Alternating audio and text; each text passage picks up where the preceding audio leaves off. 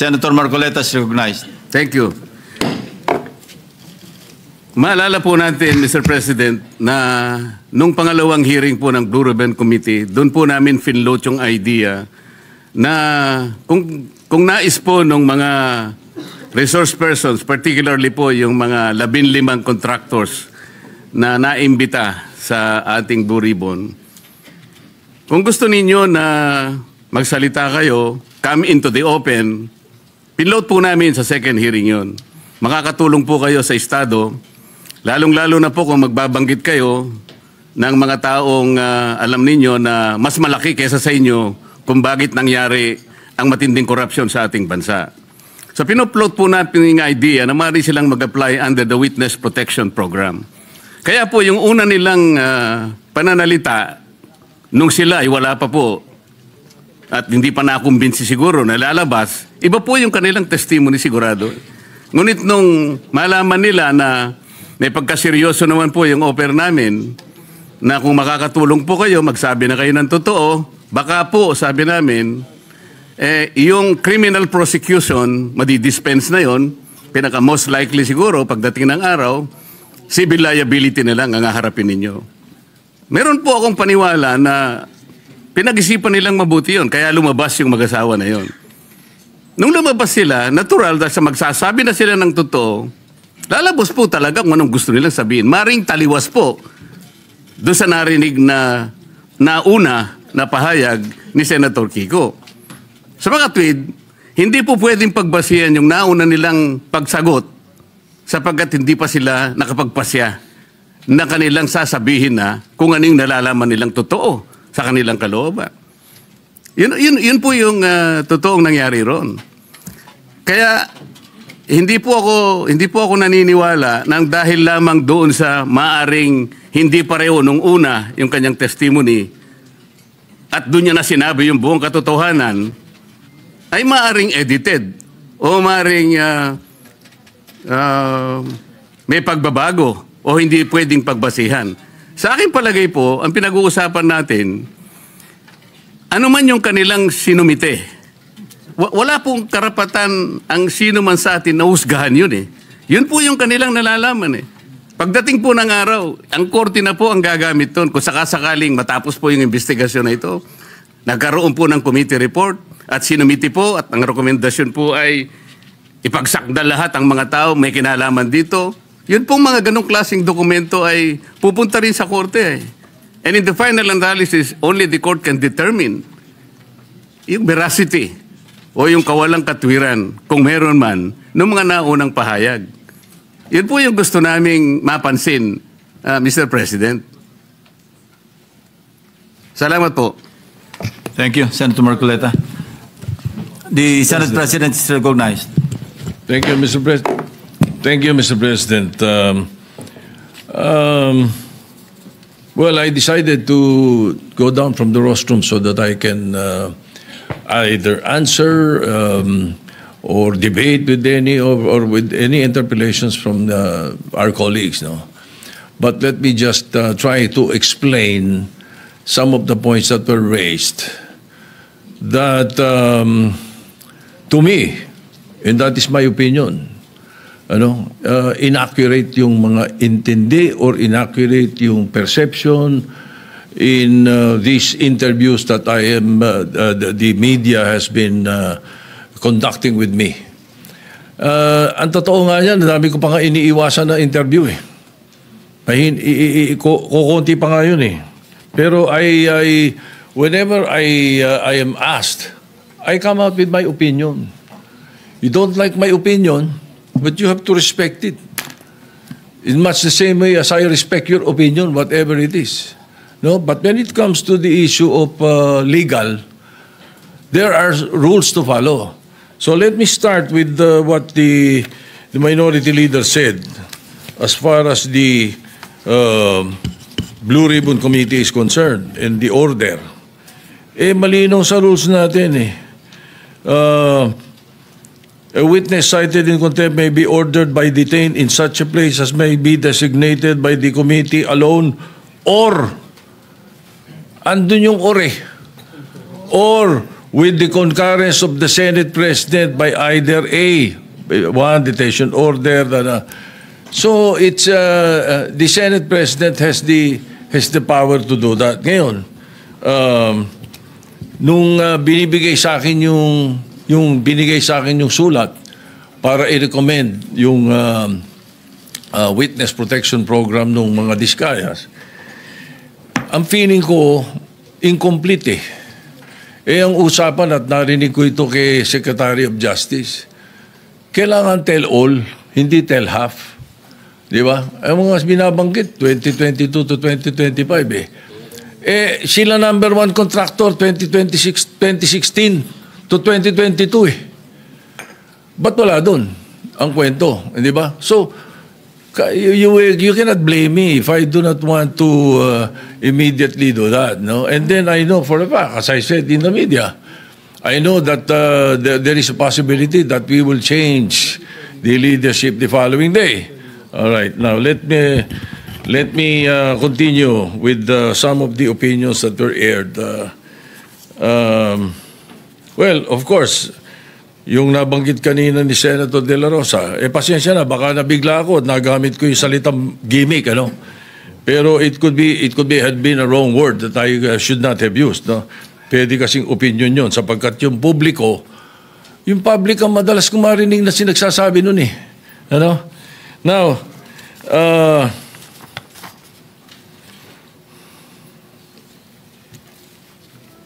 as far as I'm concerned, there's nothing illegal or out of the rules that we have done.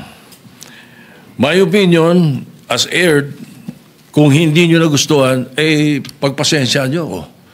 Kung hindi nyo nagustuhan yung mga sinabi ko, na opinion ko. Pero I never mentioned names. When I said, baka na-edit, tama yung sinabi ni Senator Pangilinan. Iba yung thinking eh. Bakit iisipin nyo kagad na pinapa-edit ko yung affidavit? Hindi ba? Hindi eh. So, and when I say those things, you should not feel alluded to. Wala naman akong binanggit na pangalan eh. Di ba? And then yung tinatanong, binanggit yung tungkol sa the Blue Ribbon being a lawyer, does not have anything to do with Senator Marcoleta. It was a question by the public.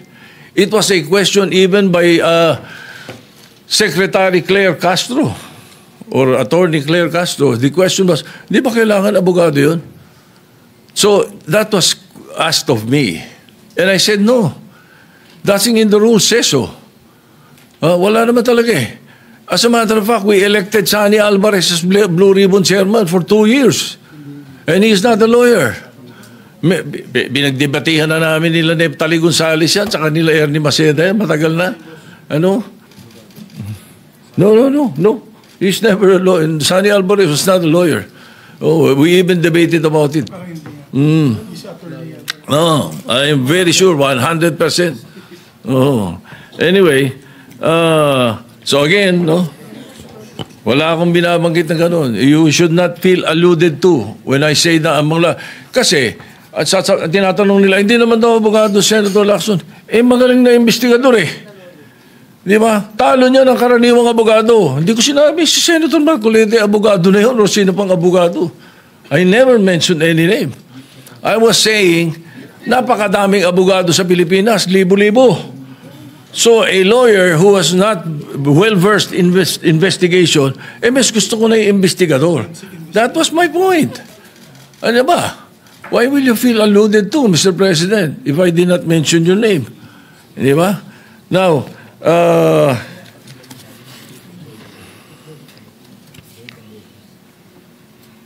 again, as far as the rules are concerned, the Senate President has the power to order his transfer, especially in this case, now I asked the chairman of the Blue Ribbon Committee after they sent a letter, and it was done in court. It was done in the RTC 112 this morning. That was where the letter was transmitted to Attorney Valentina of the Senate Legal, who was representing the Senate in the hearing of the writ of amparo. Yun ang istorya nun.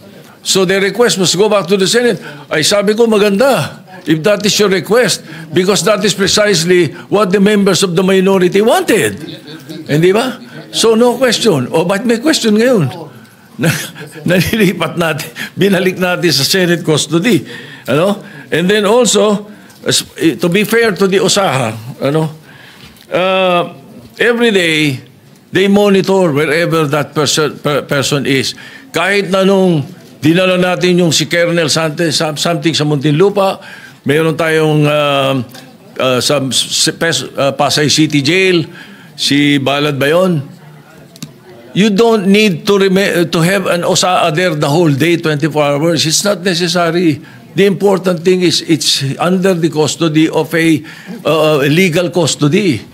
Yun ang importante ron. So, hindi kailangan nakabantay o sa doon.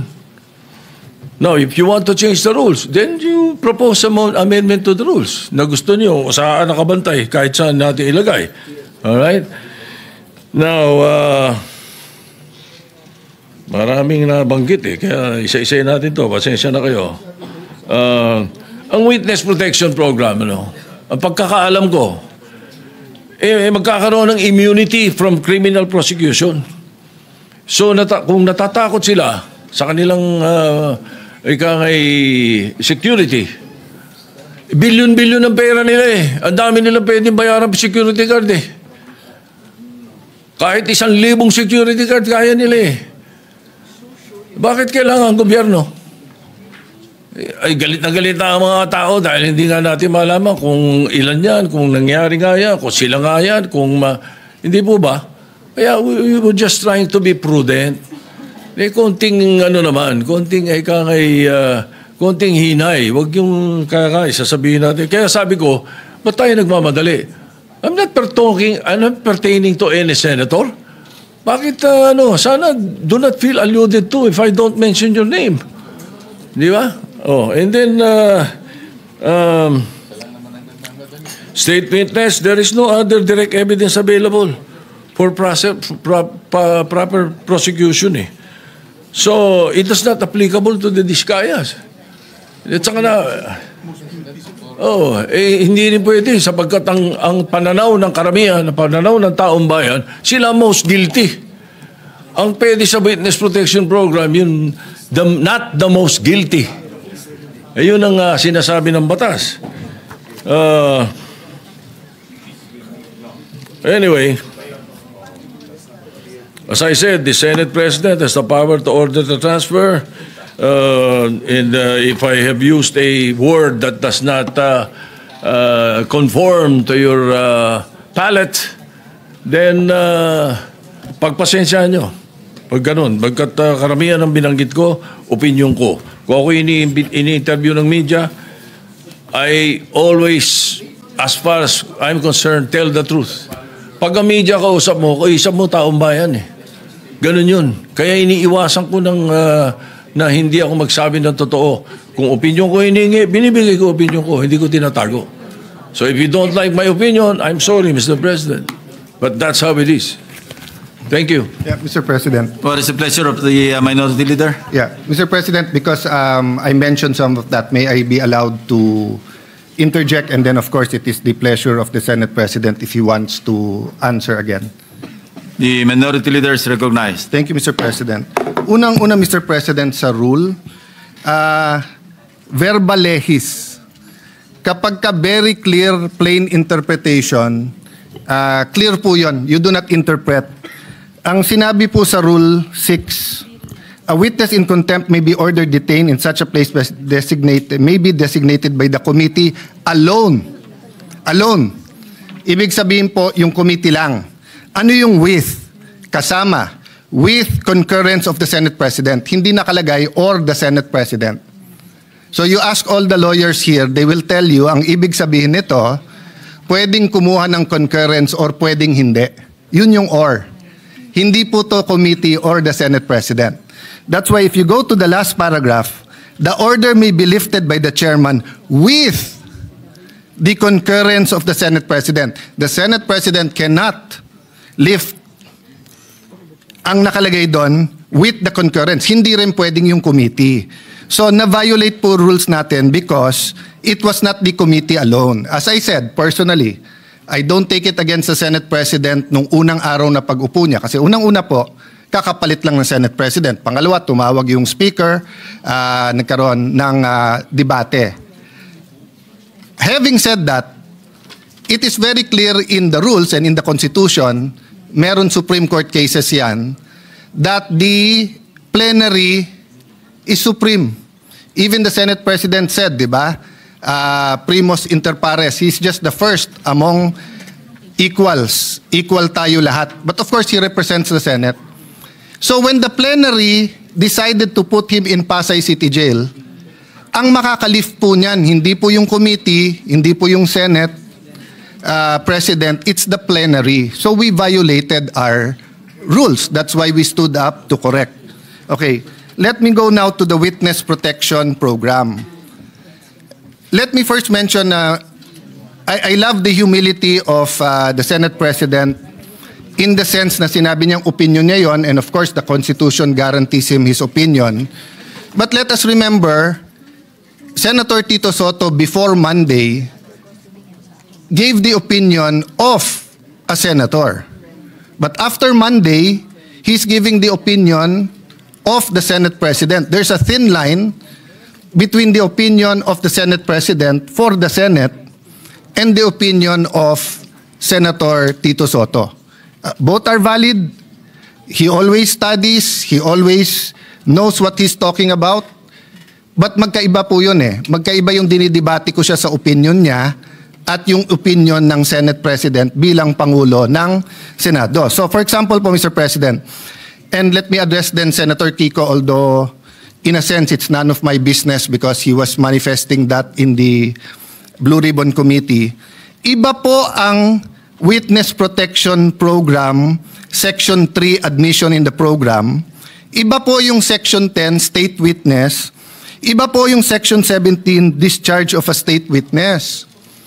Yung pong sinasabing he does not appear to be the most guilty, yan po ay tatanggapin natin pag state witness na, wala po tayo doon. Nandun pa lang tayo sa Section 3 protection. So let me make that clear ha. Kasi po ang nasabi ng Senate President, paano yun yung perception ng tao, most guilty sila. First of all, I don't agree.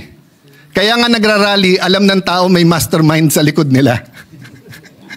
Di ba? Napakagaling naman ng Diskaya na pati BICAM, pati budget, pati everything, sila ba nagpapatakbo ng gobyernong Pilipinas? Di ba? They probably could be one of the most guilty na may kasama sila, pero it is very much possible na may mastermind behind them. At hindi lang po sila ang may ghost. So kung sila ang mastermind, then ibig sabihin, for example, Wow, Sims, etc. Ibig sabihin nun, kasama din sila. Pero kung ginagawa din ng Sims yun, ginagawa din ng Wawaw, maaring individual racket yun, maaring meron pong mastermind. Maaring nasa DPWH yung mastermind. Maaring nandito sa Senado, maaring nasa Kongreso, maaring napakataas ng posisyon. Hindi ko po alam. But assuming for the sake of argument, perception ng tao. Ang perception po is not reality. Trabaho natin to find reality para mabago yung perception. So papakawalan po natin ang possible witness kasi tingin ng tao siya ang most guilty. So, halimbawa po kay Napoles, if there was someone most guilty, wag na natin habulin kasi tingin ng tao siya most guilty. Dapat kinabul natin. No? Ngayon, siya mukhang most guilty, siya yung nakakulong. What's my point, Mr. President?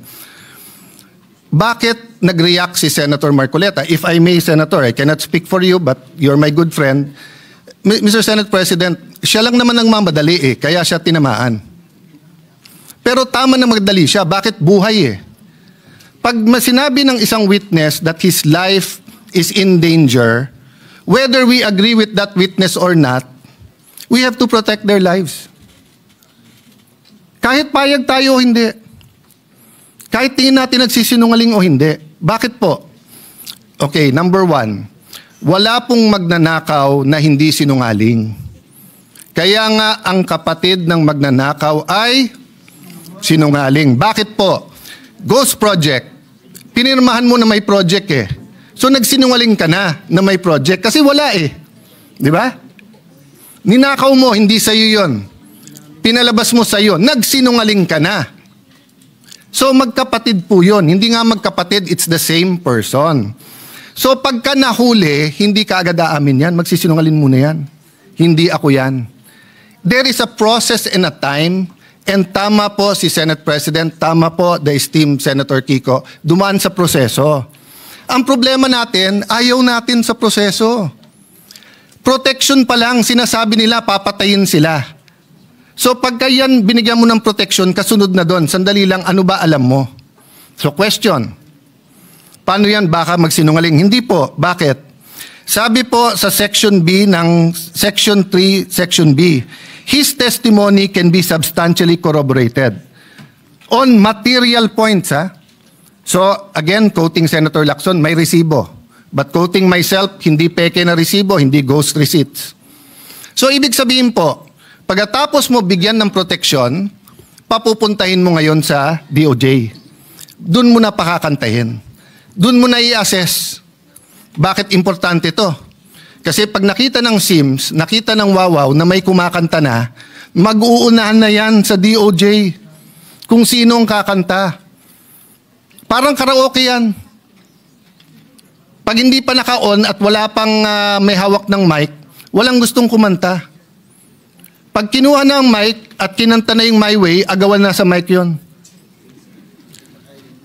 Habang walang kumakanta kung sino ang mastermind dito, wala, liligawin po tayo. Ngayon, I feel for the Senate President. If part of him feels we're wasting time, may I admit, Mr. Senate President, dear colleagues, part of me feels that we might be wasting time. Bakit? Instead of using this to find the mastermind. Senator Lacson, I appreciate what you've been doing. Having said that, let's go back to the rules.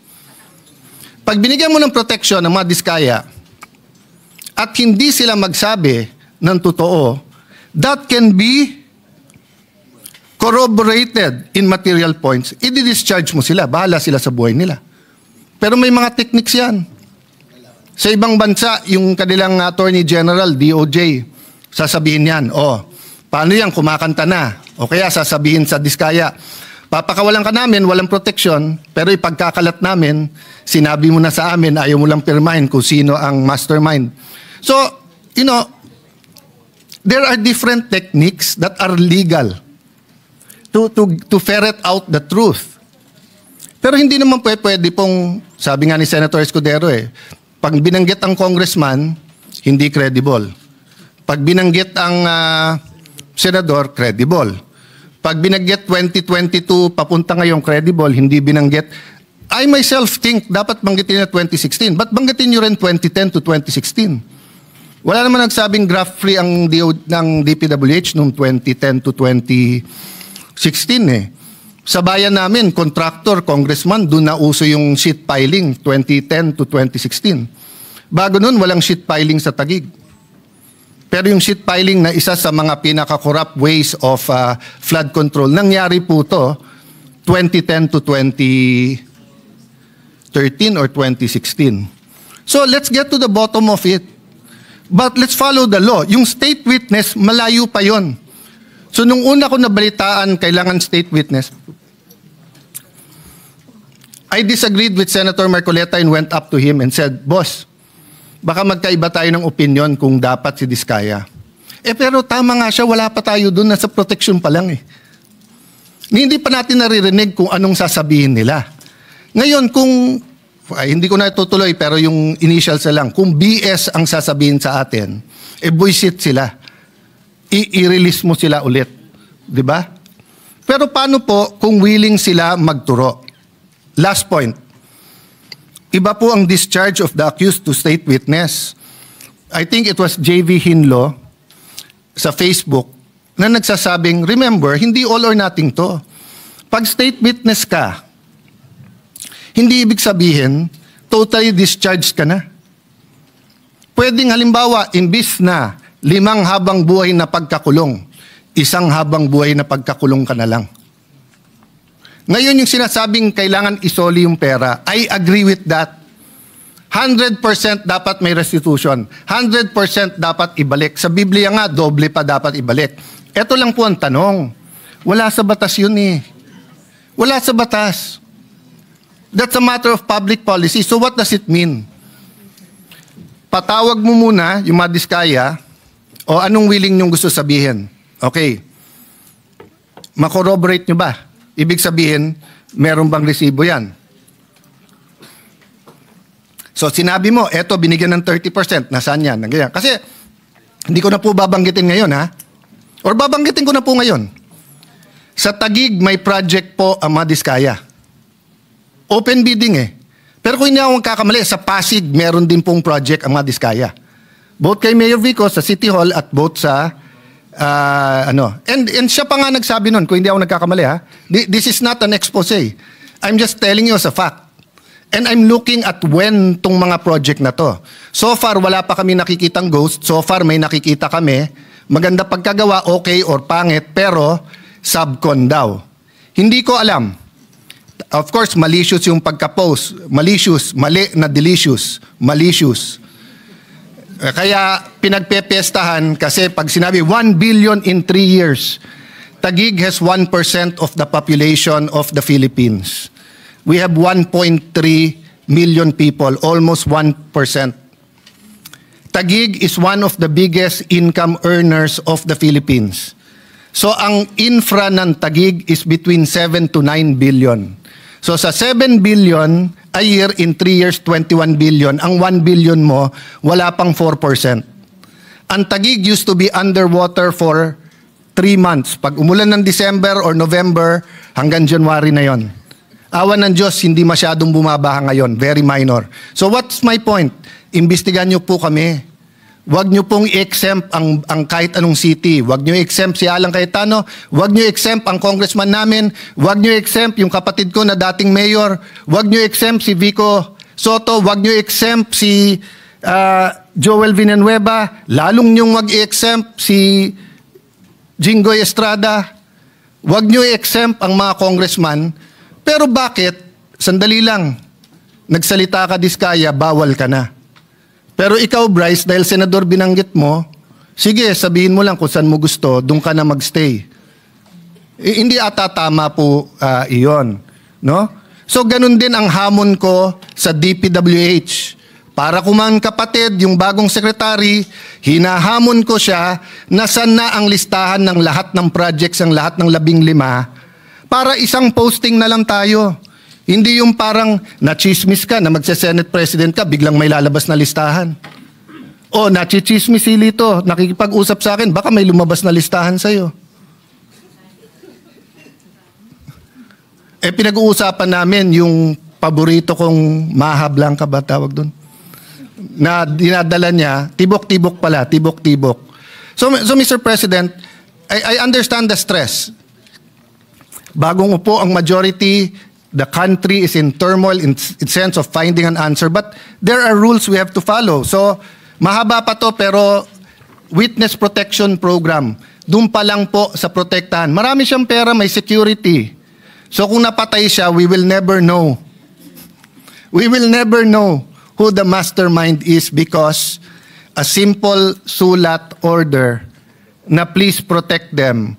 Protect them, give them 48 hours. Pag hindi sila nagsabi kung sino. Pag sila nagsabi, pero BS ulit yung sinabi nila, di-discharge natin. Number 3, hindi po kami ang nag-request ng meron pong taga Office of Sergeant at Arms. Pinapaliwanag namin na sinabi na pag may nangyari sa kanila dito, pag dito sa Senate, yung perception na sumusunod tayo sa witness. Ang majority ang sumagot ng may legal at may actual or physical custody pero parating under OSAA yan at yung OSAA masusunod. Hinahanap ko yung transcript kung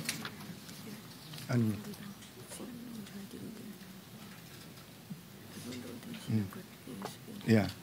Okay, anyway, hinahanap ko kung nabanggit na meron taga OSAA doon.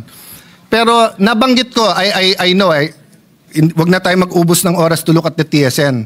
Ang concern namin, sinong magko-coach o kakausap sa kanya doon. Don't worry, mahigpit ang rules. 'Di ba? Tapos nandun ang USAA, wala nga yung USAA dun eh. So yun ang point namin. Hindi po namin criticize ang USAA, hindi namin nahanap, pero napakabigat ng ano na to, ng mga allegations dito eh. So yung integrity ng witnesses, napaka-importante. Opinion, I agree with you, Mr. Senate President, dapat hindi dapat hindi tinatamaan.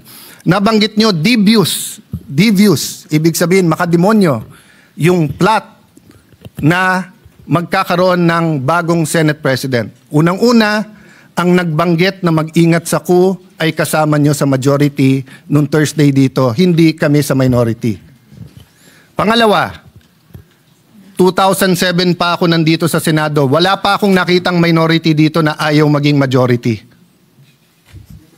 Si Coco Pimentel, tuwan-tuwa sa magiging minority, pero gusto niya maging majority at gusto niya maging Senate President. Sa 24 sa atin dito, baka si Lito Lapid lang ang ayaw maging Senate President. Pero baka gusto mo rin. Baka gusto mo rin. Pwede rin. Pwede rin. Oh.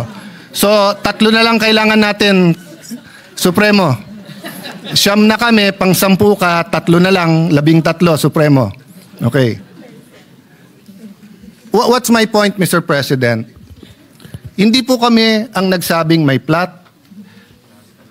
Alam niyo po, kung nabasa ko to sa Facebook, napakaganda. Sabi niya, what is the difference between stupidity and intelligence? Sabi niya, ang intelligence may hangganan.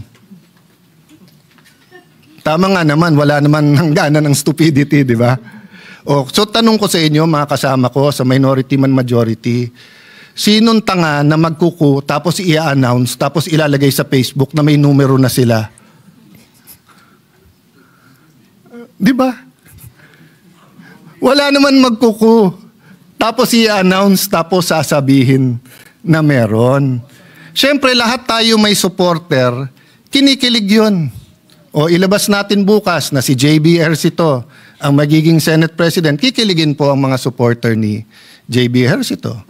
Ilagay po natin na si Jinggoy Estrada, kikiligin supporter niya, magagalit naman yung galit sa kanya. So, we respect the majority and your prerogatives, Mr. President, di ba? Wala akong kinausap na senador over the weekend. In fact, nahiya ako sa minority because ang paalam ko sa kanila, minority leader. Di ba? But I can tell you straight in everyone's faces with all humility, dahil alam nyo to, you offered me the Senate presidency in 2016. Pero ang kasama doon ay magiging Secretary ay Justice Committee si Leila de Lima na alam kong ang tanging pakay ay tanggalin si Duterte plus other committees that I did not agree with. That was the cost. Hindi ko kayang bayaran yung cost na yon. Hindi ko kayang bayaran yung cost na yon. So, I lost it. Napunta kay Coco Pimentel and it was good for the country, Panay Mindanao. But yun yung cost.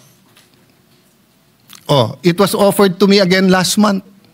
But sabi ko, hindi ko kayang saksakin sa likod. Kahit sa harap, hindi ko kayang saksakin si Cheese Escudero. So humanap ng ibang kandidato. And I think, at this time, Senator Soto has a role to play. And he is Senate President. Di ba? So if and when it is offered to me, it will be in terms that I can pay the cost. Kasi lahat yan may cost eh. Eh, ang hirap maging independent po ngayon. Bawat galaw natin, ituloy natin yung hearing, may galit kasi may independent commission na. Huwag natin ituloy ang hearing, parang may pinagtatakpan tayo. That's why I'm glad that the Senator Lacson said, tuloy yung hearing. Let's focus, may mastermind dito. Yung mastermind ang kailangan mabunyag. Bakit?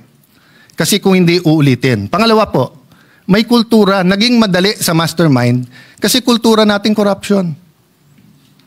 Sa maraming paraan. So, Mr. President, I beg to disagree that hindi nasunod ang rules. But we're starting out. And our plate is full. Sa minority, we have a nation-building agenda. We plan to participate sa budget hearing. Sinabi, wala ng flood control funds. Some want it sa feeding program. Some want it sa education.